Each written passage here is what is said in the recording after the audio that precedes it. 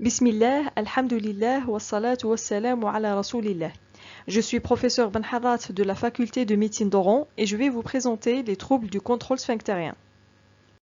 Le plan de cette présentation concerne les points suivants. L'objectif de cette présentation est de connaître la physiologie du contrôle sphinctérien et connaître aussi les différentes formes de ce trouble et les troubles associés à cette pathologie, sans oublier la maîtrise des grandes lignes de la prise en charge de ce type de pathologie. La propreté représente un apprentissage essentiel au développement de l'autonomie personnelle et sociale de l'enfant. Habituellement, cette acquisition se fait sans complications majeures. Cependant, des difficultés peuvent apparaître et perdurer jusqu'à l'adolescence, voire même à l'âge adulte. L'accès au contrôle sphinctérien fait partie du processus du développement de l'enfant, qui se fait le plus souvent dans le courant de la deuxième année, où l'enfant acquiert le contrôle de la défécation puis de la miction. Le trouble du contrôle sphinctérien sont l'énurésie et l'onchoprésie. Il s'agit d'une perte involontaire et persistante d'urine et respectivement de matière fécale, dans un endroit inapproprié à un âge auquel on s'attend à ce que l'enfant soit continent, qui est l'âge de l'acquisition normale de la propreté.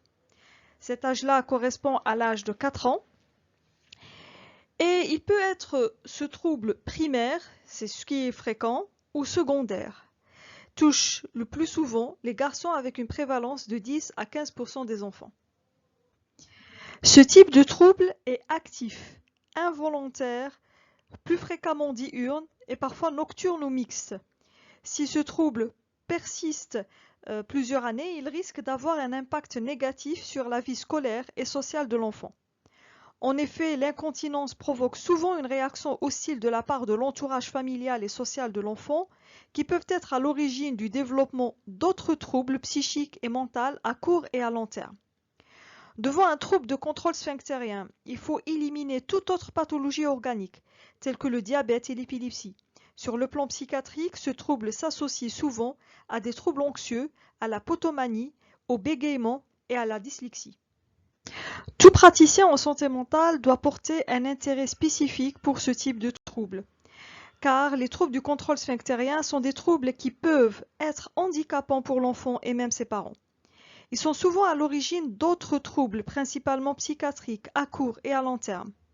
Mieux prendre en charge ce type de pathologie est à la fois un acte thérapeutique et préventif des différentes complications somatiques et psychiques probables de cette pathologie. Le thérapeute ne doit ni banaliser ni alarmer la situation pour pouvoir arriver à une meilleure prise en charge personnalisée. Sur le plan historique, la littérature médicale concerne les troubles sphinctériens remonte à l'Antiquité. Il est décrit que l'enfant souffrant de troubles du contrôle sphinctérien a été soumis à des remèdes de toutes sortes issus des pratiques culturelles, calquant parfois de véritables maltraitances. Et nous citons les tisanes et les portions, le bondage du pénis, les perturbations du sommeil, où l'enfant est forcé à se réveiller à des intervalles réguliers et à dormir sur un matelas dur ou sur le sol.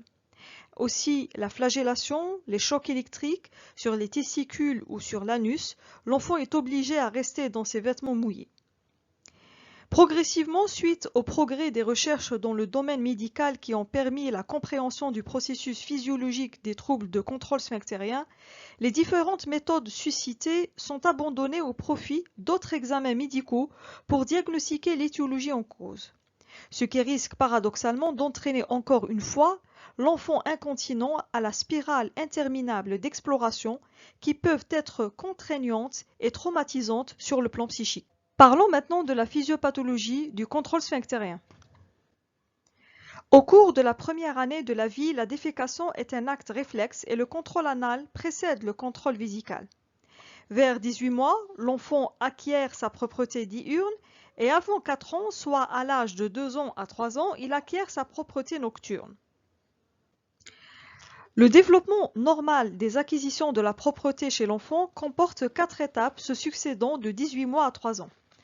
Il commence par la continence fécale diurne, passant vers la continence fécale nocturne, ensuite le contrôle mictionnel diurne et il termine enfin par le contrôle mictionnel nocturne. Le contrôle sphinctérien dépend de plusieurs facteurs. Nous citons la maturation du système nerveux central. Au début de la vie, la miction est déclenchée par la distension vésicale. Les sphincters striés responsables du contrôle volontaire n'entrent en jeu que tardivement, au cours de la deuxième année. Progressivement, il y a un passage d'un comportement réflexe automatique à un comportement volontaire contrôlé. En plus de la maturation du système nerveux central, nous citons d'autres facteurs tels que l'environnement socio-éducatif de l'enfant, où l'apprentissage sphinctérien dépend étroitement des modalités relationnelles qui s'instaurent entre la mère et l'enfant, et de la conception maternelle de l'éducation sphinctérienne. Classiquement, la mère obsessionnelle, obsédée par la propreté, associe souvent un surinvestissement de la fantasmatique anale. Ici, la mère est souvent intrusive et intervenante dans l'analité de l'enfant. Elle utilise volontiers des laxatifs et des manipulations anales pour combattre une éventuelle constipation ou surveiller la régularité de la défécation, entraînant une création d'une interfantasmatisation mère-enfant autour de l'analité. Nous citons aussi la maturité de la personnalité. À ce titre, le contrôle sphinctérien est lié à la problématique du stade anal où le plaisir érotique est associé à la rétention et à l'expulsion. À ce titre toujours, il s'agit d'une explication purement psychanalytique. Pour le contexte culturel, qui peut être plus ou moins rigide, où les parents exercent une pression sur l'enfant avec un conditionnement trop précoce qui compense inconsciemment leur échec au contrôle personnel. Secondairement, l'enfant peut être face à un apprentissage très précoce qui va entraîner une situation du retour à la saleté. À ce titre, l'enfant se réapproprie son corps et qui est considéré ou interprété par les parents comme une forme d'opposition. Et de là, on risque d'avoir des constipations opiniâtres. Le mécanisme de défécation normale se fait en 3 étapes. En premier, il existe une contraction réflexe du côlon gauche et le sigmoïde, qui entraîne des contractions des différents muscles, entraînant une augmentation de la tension intra-abdominale et l'évacuation des selles dans l'ampoule anale. Enfin, l'ouverture du sphincter externe et l'évacuation des selles. Chacun des mécanismes décrits précédemment peut être l'objet d'un mode d'investissement de la part de l'enfant et peut donc revêtir une signification propre. La rétention et la constipation entraînent secondairement une constitution d'un mégalocolon qui est le mécanisme de base de beaucoup d'onchoprésies. La lutte active contre l'ouverture du sphincter anal cause une rétention qui s'explique par le fait que les selles, au lieu d'être exonérées à l'extérieur, elles sont renvoyées vers le sigmoïde, entraînant son hypotonie et sa réouverture. Ainsi, le sigmoïde reste béant, causant des souillures répétées des sous-vêtements de l'enfant. Le mégalocolon fonctionnel est une constipation opiniâtre qui ne cède qu'au laxatif, qui est en fait l'aggravation et favorise la fixation de l'érotisme anal. Dans ce mécanisme, l'onchoprésie apparaît comme secondaire à la rétention, avec ratage de ces mécanismes qui se traduit alors par une défécation dans la culotte ou souillure. Détaillons maintenant l'énurésie. L'énurésie est un motif de consultation fréquent en pédopsychiatrie et en pédiatrie. Il s'agit d'un symptôme dont la signification n'est pas univoque, qui se rapporte à des structures psychopathologiques différentes. Par définition, il s'agit d'un trouble du contrôle mictionnel, contrairement à l'incontinence mictionnelle, qui est une émission involontaire et consciente. Ainsi, l'énurésie est une miction normale, complète et involontaire, inconsciente, sans lésion de l'appareil urinaire. Le plus souvent nocturne au cours du sommeil, qui survient après l'âge physiologique de la maturation normale, soit après l'âge de 3 à 4 ans. Sur le plan épidémiologique, ce trouble touche 10% des enfants avec un sexe ratio estimé à 2 garçons pour une fille. À l'adolescence, le taux de prévalence entre garçons et filles sont comparables et le symptôme disparaît à la puberté mais peut persister à l'âge adulte. L'aspect familial en rapport avec ce trouble présente une fréquence du symptôme dans la famille des énurétiques laissant envisager des facteurs génétiques. L'étude de Leibert et Fischel faite en 1990 montre que 20% des enfants sont énurétiques à 4 ans. 13% sont énurétiques entre 5 et 7 ans, 8% entre 9 et 11 ans, et l'énurésie persiste chez 3% des adolescents et chez 2% des jeunes adultes. On constate que le taux régresse avec l'âge. Pour le diagnostic de l'énurésie, il faut noter que l'examen clinique doit préciser si l'énurésie est primaire, se manifeste en période de l'acquisition de la maîtrise sphinctérienne et elle est présente chez l'enfant de 5 ans et représente les 3/4 des cas. Ou encore si l'énurésie est secondaire, se manifeste vers l'âge de 5 à 8 ans après une longue période de propreté, presque toujours uniquement nocturne. On doit aussi préciser le rythme, s'il est permanent ou intermittent, les circonstances d'apparition par rapport à la difficulté scolaire, le sévice, la séparation, les conflits familiaux, les antécédents familiaux d'énurésie, les symptômes associés tels que l'oncoprésie, les manifestations caractérielles, aussi la présence d'anxiété. Et on doit aussi préciser si l'énurésie est isolée ou associée à d'autres troubles, tels que l'oncoprésie ou la potomanie, préciser la quantité et la répartition. On doit noter la qualité du sommeil de cet enfant. Selon des études récentes, les enregistrements polygraphiques ont montré que les premières ondes de réplétion vésicale surviennent à la fin du stade 4 du sommeil profond. On précise aussi le type d'éducation sphinctérienne. Dans ce sens, on doit parler des modalités de cette éducation, si elles sont rigides ou absentes totalement. L'attitude familiale face à l'énurésie par rapport à la tolérance extrême ou encore l'intolérance absolue. L'attitude de l'enfant face à son énurésie, est-ce qu'elle est passive? Rationalisation, est-ce qu'il trouve du plaisir à la régression? Les moyens de protection utilisés, et dans ce sens, on doit préciser si les parents utilisent toujours les couches, une alaise en plastique, et en dernier, on doit parler des thérapeutiques utilisées. Dans ce slide, vous visionnez que les critères diagnostiques de l'énurésie sont presque semblables dans les deux classifications, qu'elles soient dans la classification SIM-10 ou dans la classification DSM-5. Pour diagnostiquer l'énurésie chez l'enfant, il faut apprécier la nature du trouble affectif sous-jacent dont on connaît l'importance dans la genèse de l'énurésie. Soulet souligne l'intérêt de cerner la personnalité de l'enfant par une analyse psychiatrique fine. Il est à noter que l'énurésie peut être source de souffrance et ou source de satisfaction libidinale, variable d'un enfant à l'autre, parfois même au cours de l'évolution du même enfant. Plusieurs dimensions inconscientes peuvent être repérées. On a la dimension régressive où l'énurésie peut se comprendre comme un désir inconscient de régression, de la dimension du plaisir du contact cutané lors des soins maternels à la suite d'un épisode énurétique. Cette dimension apparaît évidente lorsqu'on étudie la relation d'un enfant énurétique avec sa mère. La seconde dimension est dite agressive. L'énurésie manifeste l'opposition larvée ou franche à l'éducation sphinctérienne, symbole de toute crainte éducative. On a la dimension passive.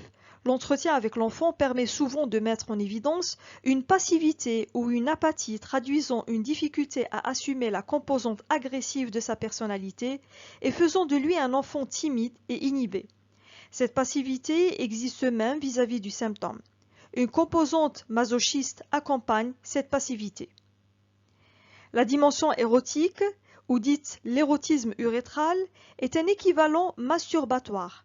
Chez certains préadolescents, l'énurésie peut apparaître comme une réalisation symbolique inconsciente de leur désir de puissance et de virilité dans le cadre d'une revendication phallique. Enfin, on a les bénéfices secondaires. Il s'agit d'une mobilisation de l'intérêt familial, l'activation d'éventuels conflits entre parents et aussi l'évitement d'une séparation avec le milieu familial, notamment lors de l'internat. Les examens complémentaires proposés devant l'énurésie sont donnés en fonction de l'examen clinique de l'enfant et de ses antécédents. Ils doivent être le moins intrusifs et le moins contraignants possible. On cite les examens des urines tels que le CBU, la DURS des 24 heures et la protéinurie, et aussi les explorations bioradiologiques en cas de suspicion de cause organique. Pour les formes cliniques de l'énurésie, nous citons l'énurésie primaire. 80% des enfants énurétiques n'ont jamais été continents et présentent de ce fait une énurésie primaire. L'énurésie secondaire représente 20% des enfants énurétiques et ont été continents pendant une période plus ou moins longue et souffrent donc d'énurésie secondaire. Ils sont souvent exposés à un niveau plus élevé d'événements de vie stressants et présentent davantage des troubles psychopathologiques et d'infections urinaires. Les autres formes de l'énurésie sont les énurésies exclusivement nocturnes, exclusivement diurnes, nocturnes et diurnes, dites encore mixtes, et là, elle est plus fréquemment nocturne et diurne qu'exclusivement diurne. Pour la forme exclusivement nocturne, elle est caractérisée par un enfant qui vide complètement sa vessie et elle touche environ 80% des enfants souffrant de ce trouble. Pour celle qui est exclusivement diurne, l'enfant ne vide généralement pas sa vessie. Des recherches récentes proposent une autre distinction. L'énurésie nocturne de type monosymptomatique, où l'énurésie est provoquée par une polyurie où les urines sont trop abondantes. On a aussi l'énurésie nocturne de type non symptomatique. L'énurésie est déclenchée par une hyperactivité et par des contractions involontaires de la vessie. Les troubles associés à l'énurésie sont nombreux et nous citons l'énurésie et l'immaturité vésicale. Les troubles psychologiques sont en général peu importants et l'immaturité vésicale semble être au premier plan et être associée aux symptômes suivants. Nous citons des envies impérieuses et des accidents diurnes ou nocturnes, une certaine difficulté du contrôle émotionnel et plus ou moins des troubles psychomoteurs. On a la forme polyurique d'énurésie nocturne isolée.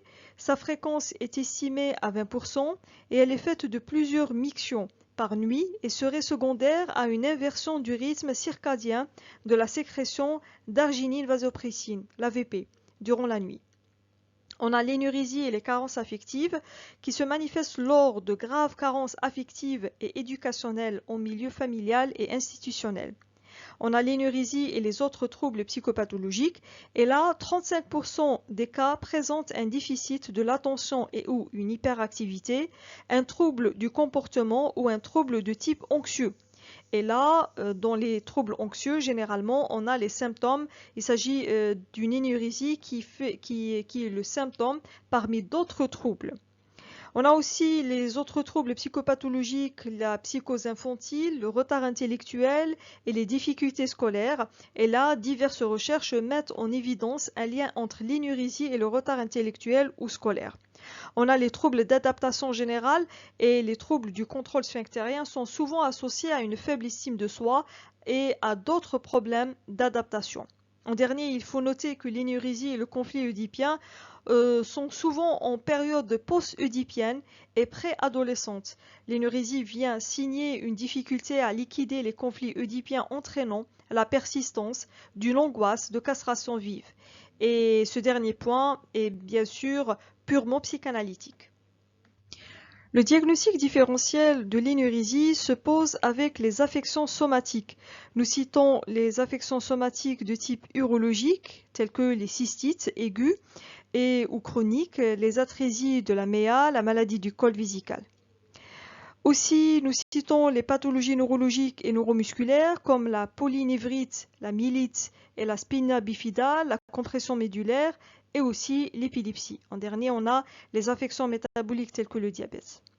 Pour les causes iatrogènes, on a les diurétiques et les antipsychotiques qui sont mis en cause derrière l'avènement de l'énurésie.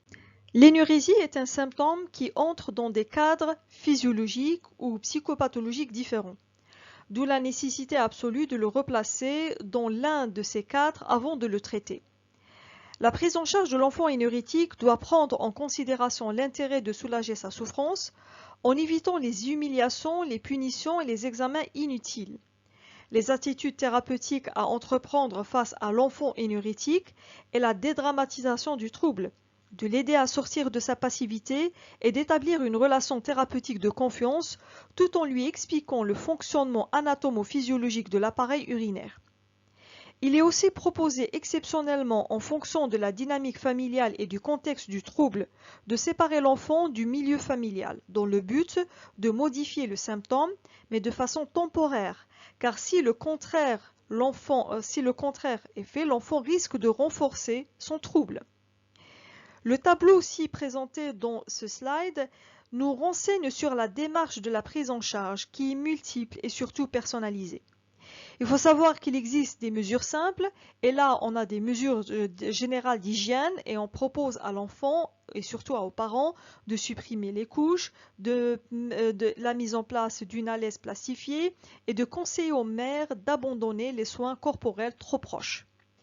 Pour le mode de vie de l'enfant, on doit proposer d'éviter les facteurs d'excitation et d'anxiété, de faire une prise en charge de la difficulté scolaire qui peut être comorbide à la situation initiale qui est l'énurésie, de favoriser un sommeil reposant, d'éviter les menaces et les humiliations, et là on se répète, de faire une diminution voire une suppression des apports hydriques le soir qui peuvent favoriser encore plus le risque de l'énurésie nocturne et de pratiquer le sport pour l'enfant inactif, pour le rendre actif et pour qu'il participe au mieux à notre prise en charge thérapeutique.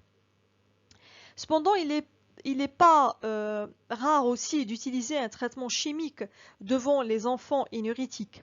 Et là, on peut proposer la clomipramine, l'imipramine et l'amitriptyline, qui ne sont pas du tout indiqués avant l'âge de 6 ans et le dosage proposé est estimé entre 10 à 30 mg pour l'enfant de 6 à 10 ans et de 20 à 50 mg pour l'enfant de plus de 10 ans. On propose aussi la DDAVP par voie nasale avec une dose de 0,1 ml pour l'enfant de moins de 20 kg et de 0,2 ml pour celui de plus de 20 kg. Alors, les autres formes de thérapie qu'on peut proposer devant un énurétique, pour le mode de réveil nocturne, les méthodes de réveil nocturne, alors là, on doit avoir quelques méthodes plus simples et faciles, non traumatisantes pour l'enfant. Elle doit être la plus simple possible, soit le simple réveil que l'enfant installe lui-même, soit le réveil par les parents, avec l'utilisation d'appareils avertisseurs électriques, et là, généralement, c'est un peu trop, disons, intrusif et grave et voire même traumatisant pour l'enfant et il est important d'éviter cette méthode. Cependant, il y a certains qui la préconisent. Exiger à l'enfant une participation active et là on renforce ce qu'on a précédemment cité dans le changement de mode de vie de l'enfant pour l'introduire dans la thérapie. On a aussi des méthodes d'éducation et de rééducation mictionnelle et là elle est indiquée en cas d'énurésie diurne isolée ou non en faisant uriner l'enfant dans la journée à intervalles réguliers avant la réplétion complète de la vessie. La psychothérapie est aussi proposée et là elle prend en compte l'aspect psychologique et psychopathologique sous-jacent et bien sûr on peut utiliser les psychodrames analytiques pour l'enfant qui peuvent être comme une mise en scène d'un jeu qui va nous renseigner sur le phénomène et la relation de cet enfant avec son trouble. En dernier, on a les entretiens familiaux qui vont avoir comme objectif la rectification de certaines erreurs éducatives et bien sûr, on va impliquer positivement les parents dans la prise en charge de cet enfant énurétique. Parmi les méthodes où on peut impliquer l'enfant dans la prise en charge de son énurésie, c'est de lui proposer ce tableau et de lui dire de remplir le calendrier. Alors ce calendrier, il comporte 4 semaines, c'est-à-dire le mois complet, et on a les jours. Et on va proposer à cet enfant, quand il n'a plus d'énurésie, que ce soit le jour ou le soir, il va dessiner un soleil. Si par contre il va avoir une énurésie, là il doit dessiner un poisson. Et lors de notre prochain rendez-vous, on va compter avec cet enfant le nombre de poissons et le nombre de soleils. Et plus il aura plus de soleils dans son tableau, plus ça va être une voie positive vers la guérison. Le deuxième trouble du contrôle sphinctérien est l'oncoprésie. Par définition, l'oncoprésie est la défécation répétée ailleurs qu'aux toilettes, le plus souvent involontaire, chez un enfant ayant dépassé l'âge d'acquisition de la propreté, soit l'âge de 2 ans à 3 ans, et ce, en dehors de toute affection neurologique ou organique. Elle est souvent associée à une énurésie et parfois à l'alternance des deux. Sur le plan épidémiologique, l'oncoprésie présente une prévalence estimée à 3% des consultations pédiatriques et 30% des consultations en gastro-entérologie pédiatrique. Elle touche 3 fois plus les garçons que les filles, dont 1,5% qui présentent des troubles psychopathologiques. C'est un symptôme non univoque se rattachant à des structures psychopathologiques. Elle est presque exclusivement diurne et le plus souvent secondaire. 5 à 8 ans, c'est l'âge de prédilection pour ce type de trouble et bien sûr elle est associée à une rétention.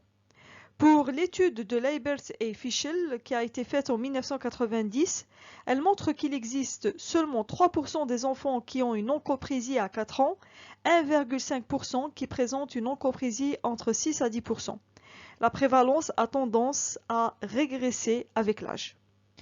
Vous visionnez dans ce slide les critères diagnostiques de l'oncoprésie qui ont été cités dans la classification CIM-10 et aussi dans la DSM-5, qui sont bien sûr très semblables.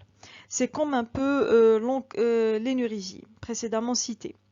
Il faut préciser à ce titre que l'oncoprésie est associée ou non à une rétention fécale ou à une constipation. Dans ce cas, le rectum normalement vide est rempli de matière fécale et l'émission des selles se fait par regorgement, correspondant à une souillure, parfois minime, des sous-vêtements. En revanche, lorsqu'il y a émission totale des selles, chez un enfant qui, par exemple, s'isole, s'accroupit et défèque toutes les selles dans sa culotte, ainsi l'oncoprésie elle est volontaire. C'est très important de préciser ça et de préciser tous ces détails lors de l'examen clinique avec l'enfant pour orienter le diagnostic et surtout pour orienter les formes cliniques de l'oncoprésie. Un diagnostic clinique bien mené va nous orienter à des formes cliniques de l'oncoprésie qui sont bien sûr multiples. Nous citons l'oncoprésie primaire où environ la moitié des enfants oncoprétiques n'ont jamais été continents. 68% présentent un retard développemental et 20% présentent des troubles de conduite et un niveau élevé d'adversité psychosociale. Deuxièmement, on a l'oncoprésie secondaire. 55% présentent un trouble des conduites et un niveau élevé d'adversité psychosociale. Et 10% présentent un retard développemental.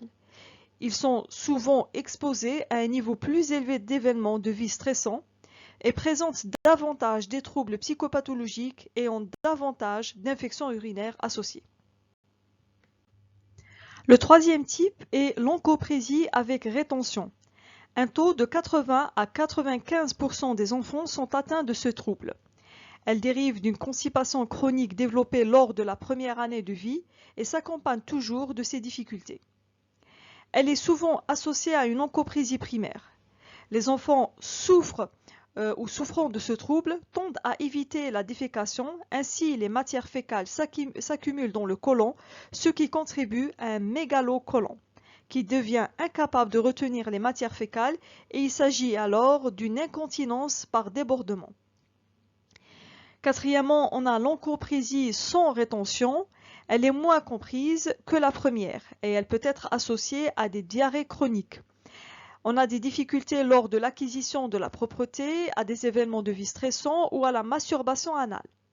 L'oncoprésie manipulatrice représente le type d'oncoprésie le plus rare et qui est parfois accompagné par des comportements perturbateurs tels que les troubles oppositionnels ou le trouble des conduites. L'oncoprésie manipulatrice est habituellement de type secondaire. Les troubles associés à l'oncoprésie sont aussi nombreux. Et dans ce sens, il faut savoir que l'oncoprésie est un symptôme qui est souvent rattaché à une structure psychopathologique. On a l'oncoprésie et la psychose infantile. Son mécanisme est très particulier. Pour l'enfant psychotique, déféquer dans les toilettes est une source d'angoisse. Les selles sont considérées comme une partie intégrante de son corps et la défécation est ressentie comme une perte de sa propre substance. On cite aussi l'oncoprésie et la perversion ou perversion. Dans ce cas, l'enfant utilise la rétention comme une quête presque consciente du plaisir anal qui trouve son origine dans la masturbation anale, par un mouvement de va-et-vient des selles à l'intérieur du rectum et par le sentiment de déplétion du sigmoïde et du côlon.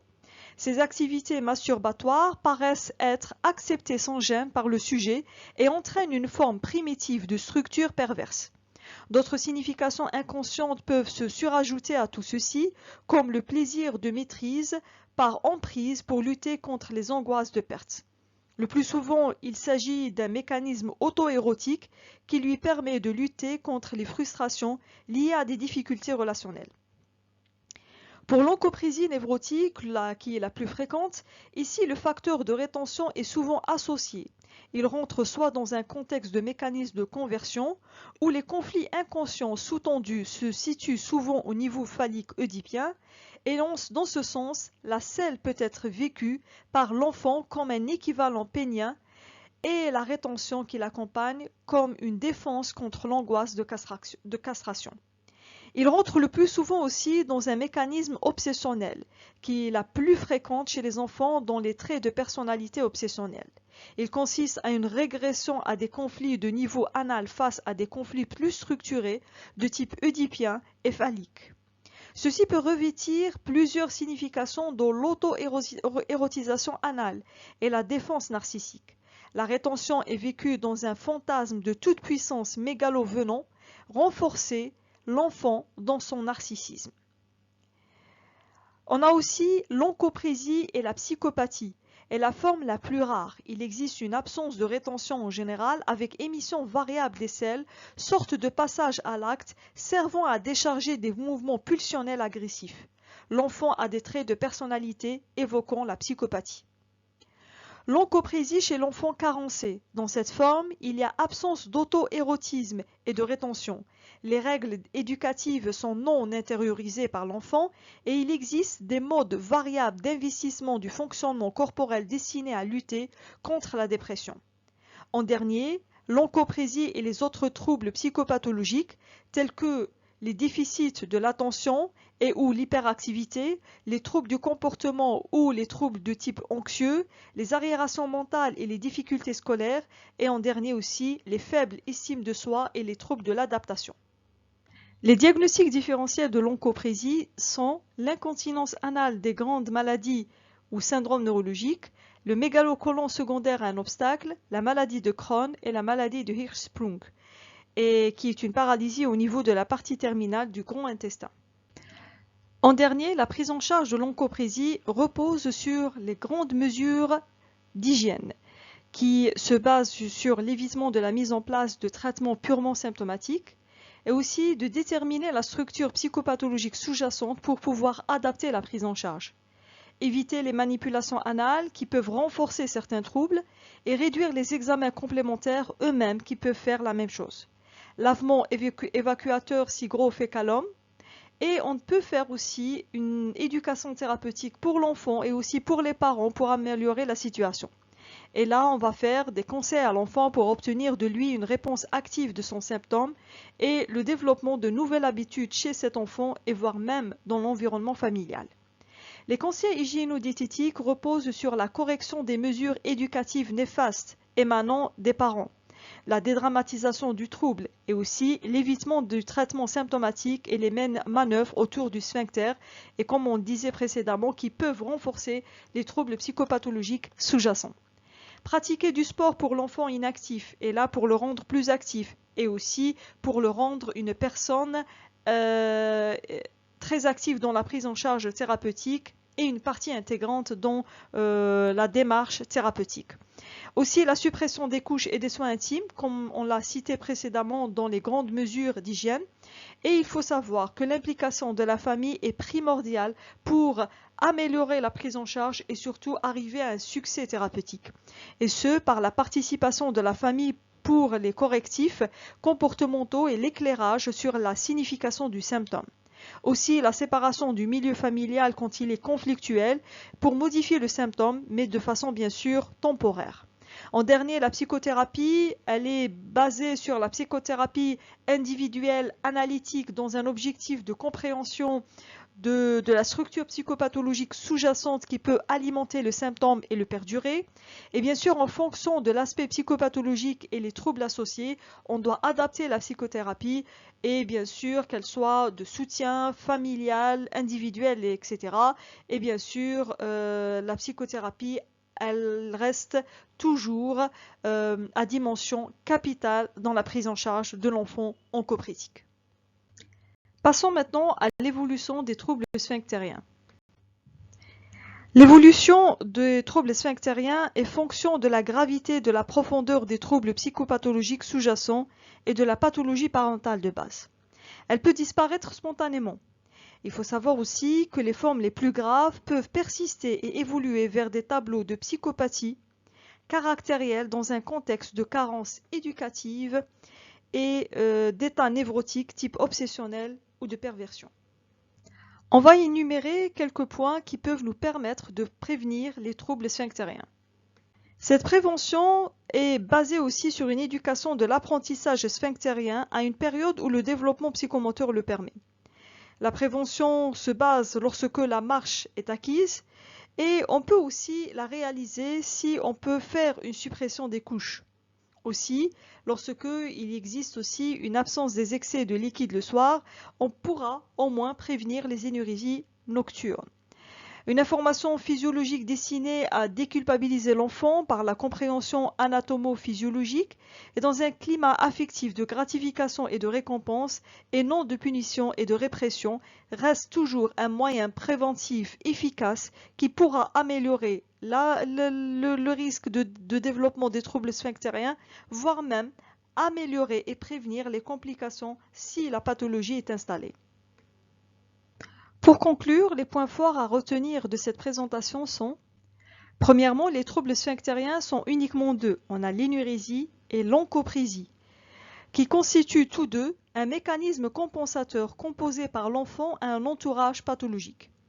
Il faut donc accorder plus d'importance à la psyché de l'enfant qu'au symptôme, car celui-ci finit par guérir. Par contre, les perturbations psychiques persistent et doivent faire l'objet d'une certaine surveillance clinique. Vous avez devant vous les références bibliographiques qui peuvent vous aider à compléter cette présentation. À la fin, je vous remercie d'avoir été attentif à cette présentation et je vous dis à bientôt, Inch'Allah.